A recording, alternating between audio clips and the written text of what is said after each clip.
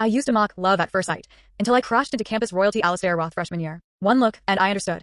A man so handsome even thrift store clothes looked runway ready. I'm shallow. I spent years obsessed with his face and body. So when his family's fortune crashed, I threw money at him until he became my boyfriend. 3 years in, his pride was bending. He was ready to settle for me.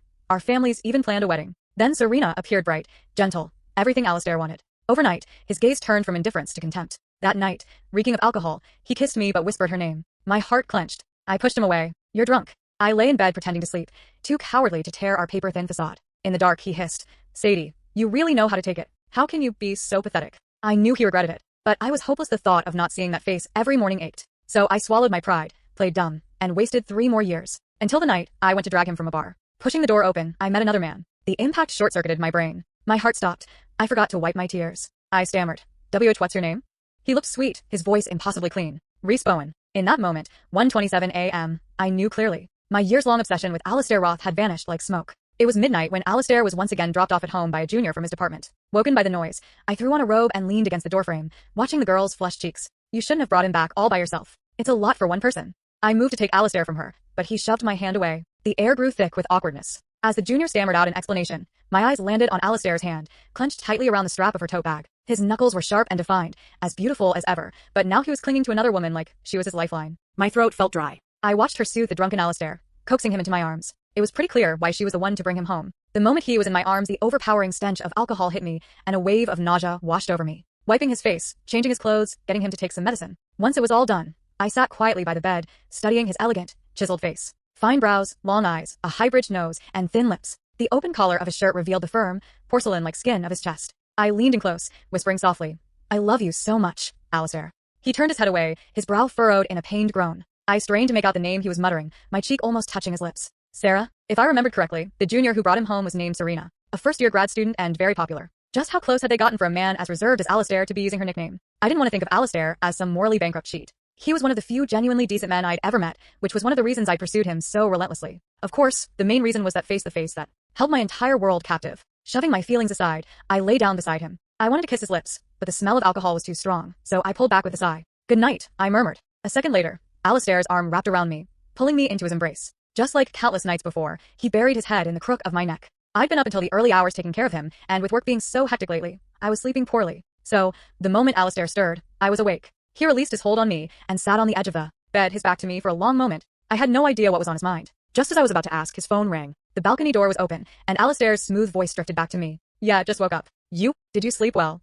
I couldn't hear the reply, but Alistair chuckled softly. I hadn't heard him laugh in so long. For some reason, their simple conversation felt like nails on a chalkboard, a sour, indescribable knot tightening in my chest. My boyfriend was cheating on me, not in the physical sense, but an emotional affair. He was on his phone more often. When we talked, he was either distracted or completely silent. He no longer held me, no longer kissed me. When he looked at me, his eyes were chillingly cold. This was Alistair's classic move. Over the past 3 years, whenever he regretted being with me, he tried to drive me away with his silent treatment. But I could never bring myself to part with that ethereal face of his, so I clung to him shamelessly, and 3 more years slipped by. He had been on the verge of giving in, ready to just settle for a life with me. Our families had even discussed a wedding date not long ago. But then Serena appeared. The bright, gentle girl was a perfect match for Alistair's ideal type. They had endless things to talk about, inside jokes and secrets. They were a perfect fit, from their looks to their souls. And me? My conversation was shallow, my actions clumsy. I was nothing but an embarrassment to him. I tried to break up with him just like he wanted. But every time I was about to say the words, he would glance over with those narrow, almond-shaped eyes, and the words would die in my throat. All I wanted to do was kiss him. The thought of waking up and not seeing that face was enough to make me want to cry. So, I chose to continue this pathetic existence, playing dumb as long as he didn't explicitly end it. He'd pull all-nighters in the lab with Serena. I'd send worried texts that went unanswered. He'd leave in the morning. I'd have his outfit picked out from the night before. He'd go out with friends and colleagues. I'd be the designated driver to pick him up. Every time his friends would laugh and tease, "Man, your girl really takes care of you." The look in Alistair's eyes wow'd grow a little colder. He silently got into the passenger seat. I smiled and chatted with his friends for a bit before waving goodbye. Of course, I noticed Serena's pale face in the corner. It's getting colder lately. Remember to dress warmly, Sarah. Don't catch a cold, I said deliberately before leaving. Her lips trembled as she mumbled a soft, okay, and a moment later, she removed the dark blue scarf from around her neck. The same scarf I had spent 3 months knitting for Alistair. When I had put it on him, he hadn't even bothered to look down, his gaze simply drifting over me as I stood on my tiptoes, struggling to wrap it around his neck. So how did he end up tying my scarf around another girl's neck? Did he bend down for her? Did he smile? I didn't dare to imagine it. I didn't want to. On the drive home, Alistair was silent. Following my principle of, if he doesn't move, I don't move, I chatted with him as usual about trivial, everyday things. His replies were sparse. Just before we got out of the car, he suddenly leaned in close. His dark hair fell forward, perfectly framing his sharp nose, beautifully shaped lips, and clean jawline. His lashes fluttered as his gaze drifted down to my lips. The sweet scent of liquor filled the small space. I held my breath, my heart pounding like a drum. We hadn't kissed in so long. For the first time, I nervously closed my eyes. Usually I could never bear to, but the next word out of his mouth sent a chill through my entire body. Sarah? He did it on purpose. My heart skipped a beat, a dull pain spreading through me. I turned my head and pushed him away. You're drunk. When Alistair got home, he found the clean clothes and hangover soup I had prepared for him, just like always. I lay in bed, feigning sleep, with no courage or resolve to face the truth. As I drifted off, I thought I heard Alistair's voice, seething with anger. Sadie, you really can take anything, can't you? You're just that pathetic. Don't let his righteous, old-fashioned demeanor fool you. When he was angry, he'd said much worse. I was used to it. I fell asleep quickly. Alistair's neglect became blatant. He started disappearing, ignoring my calls and texts. Not seeing his face drove me crazy. Finally, I spotted him on a mutual friend's social media feed. He was at a quiet bar, leaning in and talking to Serena. I skillfully cropped Serena out and saved the picture. After getting the address from our friend, I took a cab and rushed over. Alistair's expression soured the moment he saw me. Serena looked visibly flustered, only calming down after Alistair gave her a reassuring look. Hey, Sadie. Good to see you. Come have a drink. Yeah, it's been a while. We were starting to get used to you not keeping tabs on Professor Roth here. Everyone laughed. I ignored Alistair's glare and quickly blended in with the group. Before I knew it, I'd been pressured into drinking more than I should have, and my head was spinning. I sat down in the spot they made for me, about to lean on Alistair's shoulder to steady myself, when he abruptly stood up. He was tall, and the sudden movement drew everyone's attention. Reese, let's switch seats. Everyone froze, their eyes darting between me and Alistair. Come on, Alistair, that's pretty harsh on Sadie. A friend tried to mediate.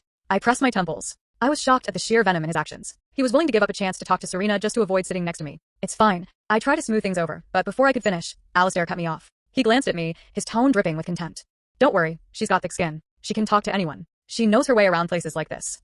Few people knew that after high school, I worked at a hotel for 6 months to save up for college tuition. I had endured a terrible environment, nearly getting assaulted several times. I had told Alistair this during one of my most vulnerable moments. He had held me tight back then, stroking my back and comforting me. Now he was using it as a weapon to hurt me. I looked up at him in disbelief. For a split second, he looked shocked too, then frowned in annoyance and avoided my gaze. No apology. Alistair never apologized. I was exhausted. I didn't fight back, didn't scream. My heart just ached, as if being struck repeatedly with a blunt axe. A guy sat down next to me, wearing a light blue plaid shirt. He passed me tissues and a glass of warm water a few times. Halfway through the night, Serena suddenly clutched her stomach in pain. Alistair was the first to panic. Ignoring everyone, he scooped her up into his arms and rushed out. No one, including me, had ever seen him that frantic. I always thought Professor Roth only showed normal human emotions when he was with you, Sadie. Haha, guess he really cares about his junior.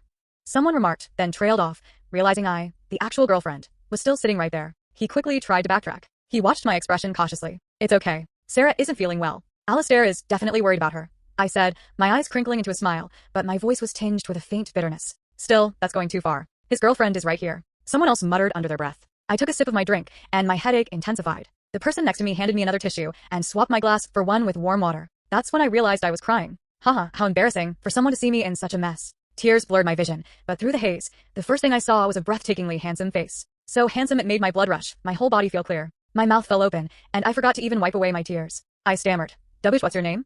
The guy was sweet, his voice impossibly gentle. Reese Bowen. At 1:27 a.m., I was certain. My obsession with Alistair Roth was completely gone. Alistair came home the next afternoon. When he walked in, I was sitting at the dining table, eating leftover cake from last night. I was in a good mood, swinging my feet and occasionally replying to a text from Reese. They were just simple, polite greetings, a bit distant, but much warmer than anything I'd gotten from Alistair recently. "Today, is it your birthday?"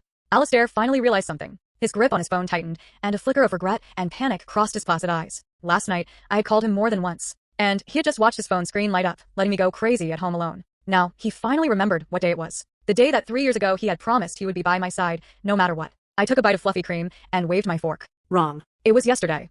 I didn't question him, didn't berate him, didn't dissolve into a puddle of tears begging for his affection like a kicked puppy. This was what he had been expecting, but strangely, a secret unease began to gnaw at his heart. He stood by the door, his expression conflicted. I tapped the table, motioning for him to sit. "We need to talk."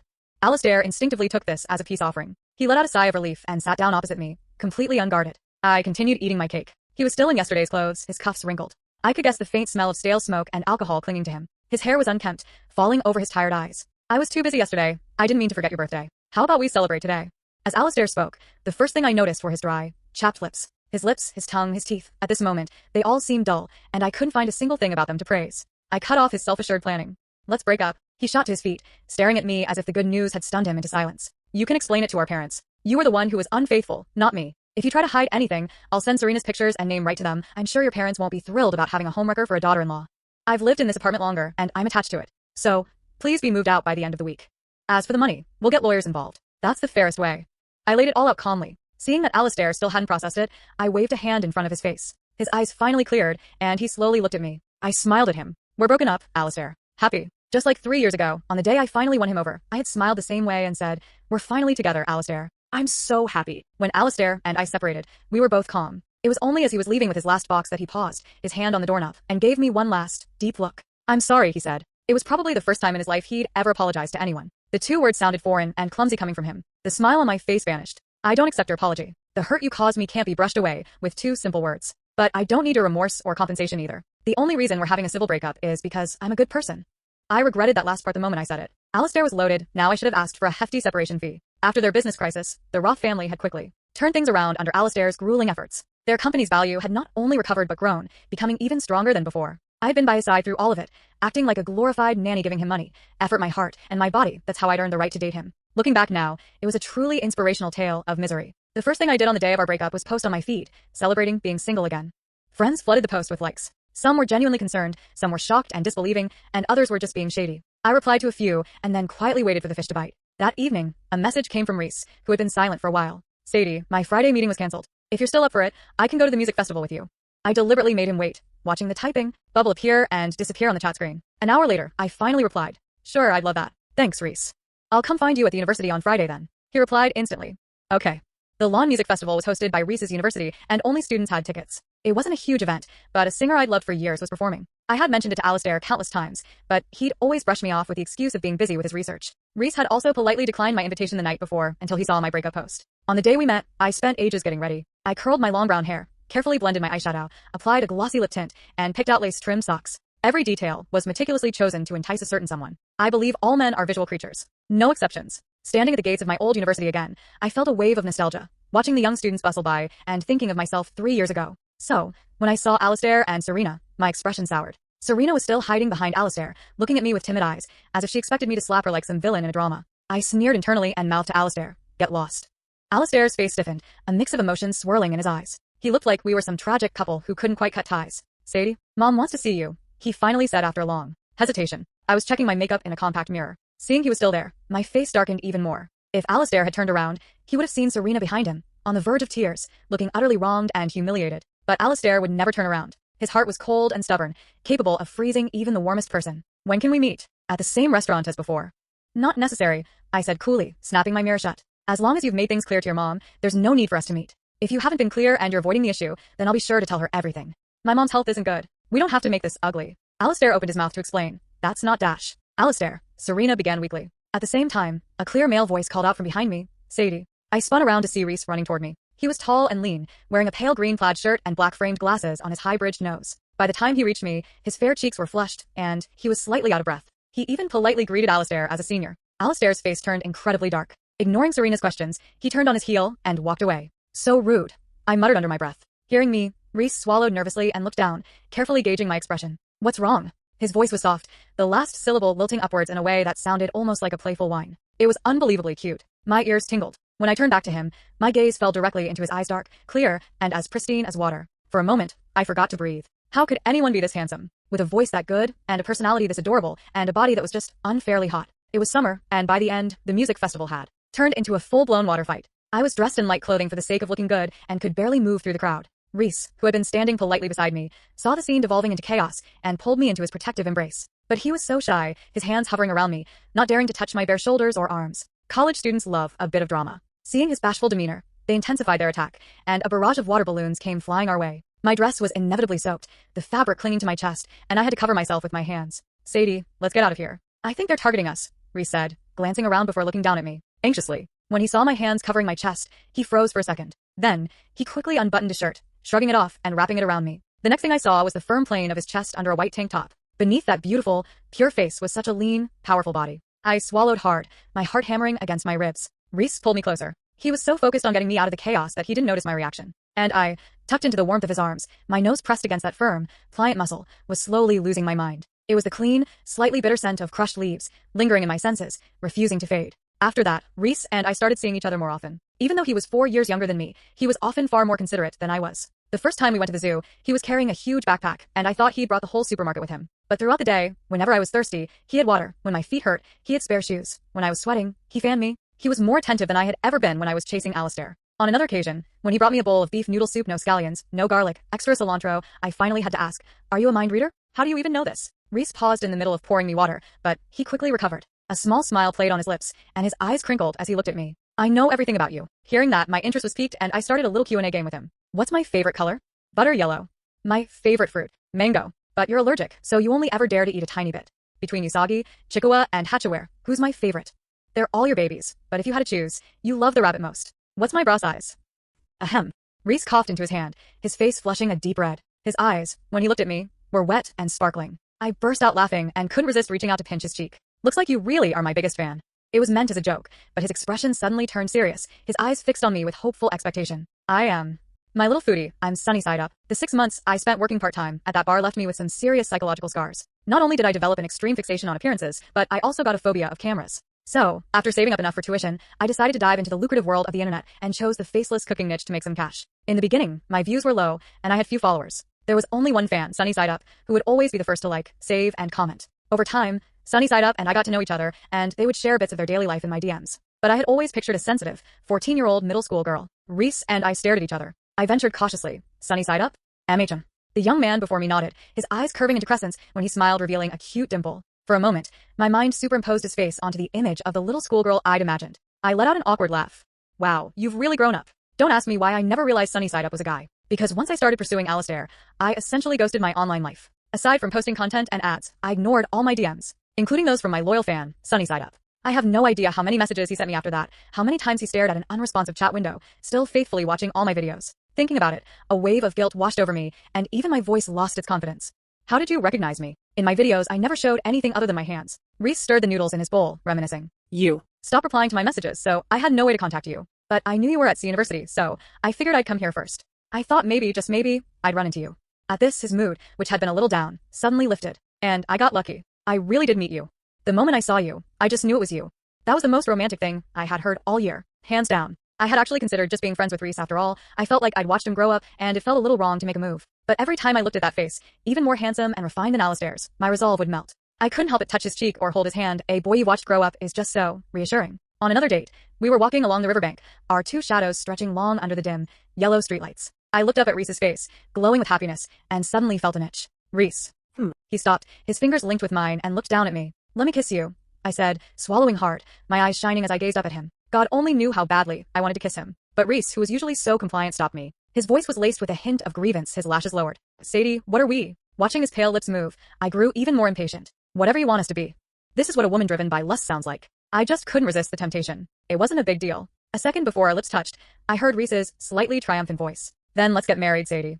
I'm doomed. At that moment, a sliver of rationality finally returned to my brain, trying to process what he'd just said. But his lips were even softer than I had imagined. "Sadie, you've really fallen for it this time." Since we were all in the same department, it was inevitable that Reese and I would run into Alistair and Serena after we started dating. Before that, Alistair had contacted me several times. It was always about trivial things, so small there was no reason to call me about them. Eventually, I couldn't take it anymore and blocked every possible way he could reach me. That finally quieted him down. I didn't think he was still hung up on me. His recent behavior was just him being unable to adjust to not having a doting nanny at his beck and call. Serena had temporarily taken over that role, but she was a pampered child herself and was completely at a loss when faced with a moody Alistair. She could only bottle up her grievances. Over time, the light in Serena's eyes began to dim. They became a miserable couple. Meanwhile, I had a diamond ring designed by Reese on my finger. The day Reese turned 22, he dragged me to the city hall to get our marriage license. I had always felt that getting married so young was unfair to him, but he was an expert at getting his way. He used his birthday wish to get a promise from me, a promise that I would do whatever he wanted on his birthday. And so, I found myself at the city hall half asleep. His little scheme was both childish and adorable. Whatever. It's not like I was losing out. If it didn't work out, we could just get a divorce. Though, it would probably be hard to find someone else who fit my aesthetic standards as perfectly as Reese. My tastes have been so spoiled. What am I going to do in the future? At that thought, I let out a soft sigh. The day Reese took me hiking with his classmates, I saw Alistair for the first time in a long while. Serena was still trailing behind him, but his dark, stubborn eyes were fixed on me, like a handsome ghost. I shivered, shaking off the feeling of his gaze on my back. As we neared the summit, I was too tired to go on, so Reese and I lagged behind the main group. I spotted a small stall selling popcorn and couldn't help but glance at it. The next thing I knew, Reese had slung his backpack over one shoulder and was jogging over to buy some. I was enjoying the view when a familiar voice came from behind me. "Sadie, I want to talk."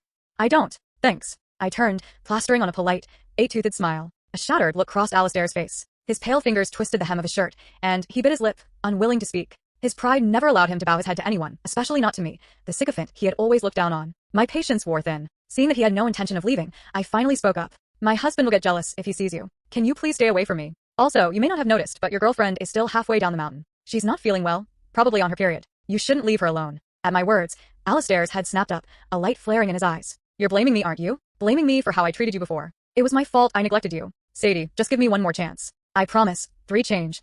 He moved forward excitedly, trying to grab me, but I slapped him hard across the face. Alistair, that's enough. A red mark instantly bloomed on his pale cheek, and his eyes filled with tears. I shook my stinging hand and gave him one last, cold look. Wake up.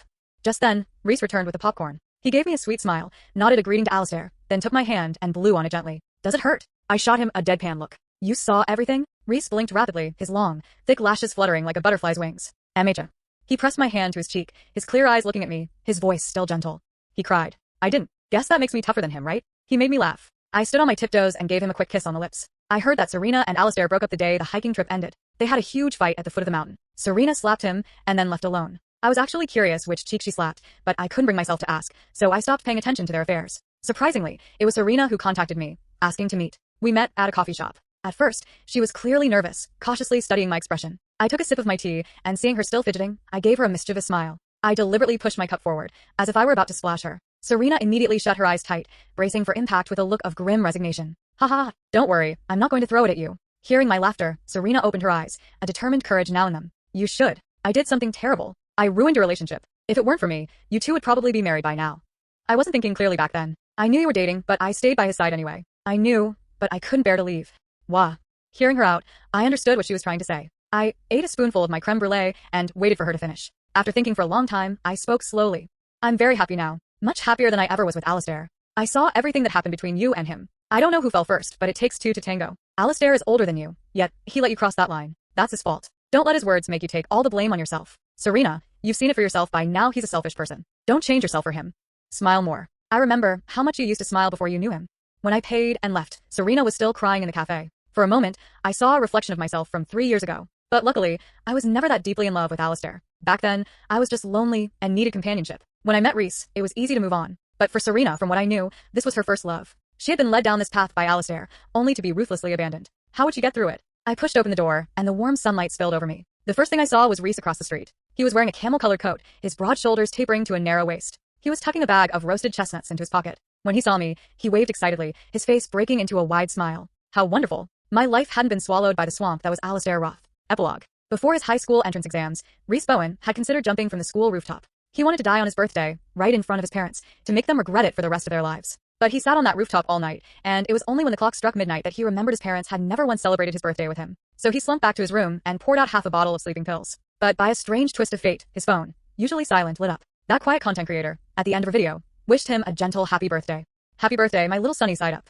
Her voice was soft and youthful, like a summer breeze rustling through leaves, creating ripples in the unformed landscape of Reese's heart. So he dragged the progress bar back to the beginning and watched it again. Today, she had made onuous. On the golden egg omelet, she had written happy birthday in ketchup, a wish Reese had casually left in the comments of her previous video, a comment that even Reese himself had nearly forgotten had been picked up by someone else, carefully polished and returned to him. That night, Reese put away the sleeping pills, ordered a small cake, and blew out the candles to the sound of a stranger's blessing. For decades after, Reese was grateful for the words he had typed, and grateful that Sadie wasn't famous back then. His was the only comment on her video. He started trying to chat with Sadie, listening to her talk about C University, listening to her encourage him to study. Back then, Reese thought, C University must be a wonderful place. It's where Sadie is. Gradually, Reese and Sadie became closer, occasionally sharing their daily lives, their troubles, and their frustrations like friends. Until one day, Sadie asked him how to pursue a guy. Reese stewed in anger for a whole week. By the time he went back to talk to Sadie, she had closed her DMs. He had lost his only way of contacting her. What could he do? He was just a high school student. He didn't know what she looked like, her name, her address. He skipped a grade, getting into C University a year early, but he never saw her. Fate seemed to be toying with him, making him so lucky and yet so unfortunate.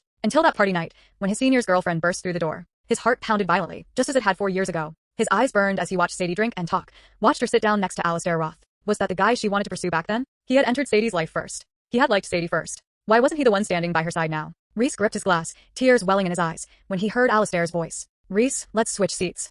In Reese's ears, that sentence split into 2 meanings. He looked up in astonishment at Alistair's angry, foolish face, and a tidal wave of joy crashed through him. He was trembling so hard, he could barely control himself. As he sat down next to Sadie, he kept smoothing his sleeves and his hair. Please, let me make a good impression. Please, I have to get her contact information. Please, don't let me miss this chance again. Fortunately, Sadie liked him. Or maybe she just liked his face. Either way, Reese Bowen finally had his chance to stand by her side. And he had no intention of ever moving again. End.